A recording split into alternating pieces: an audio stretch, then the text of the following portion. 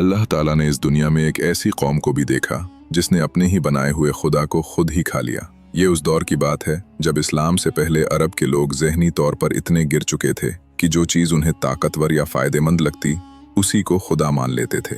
पत्थरों की पूजा, लकड़ियों की इबादत तो आम बात थी, लेकिन कबीला बनु हनीफा ने जाहिलियत की इंतहा कर दी। उनका वहम ये था कि अगर वो अपनी सबसे कीमती और लजीज चीज़ों से अपना माबूद बनाएंगे तो वो उन पर ज़्यादा मेहरबान होगा।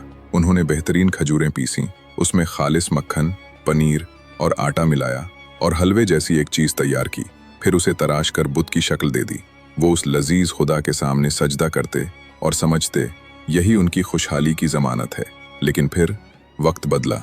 नज़द के इलाके में एक भयानक कहत पड़ा। दाना दाना ख़त्म हो गया। भूख दरवाज़ों पर नाचने लगी।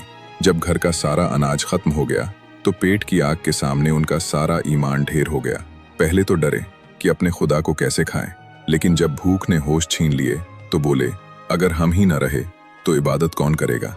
और फिर कबीले के लोग अपने ही हाथों से बनाए गए उस माबूद पर टूट पड़े, उसे नोच नोच कर खाने लगे और कहते जाते, हमारा खुदा कितना मेहरबान है।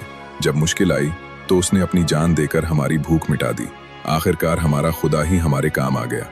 जब ये बात पूरे अरब में फैली तो लोग उन पर हंसते थे और कहते थे, बनु हनीफा ने भूख मिटाने के लिए अपने रब को ही ज़बह कर डाला।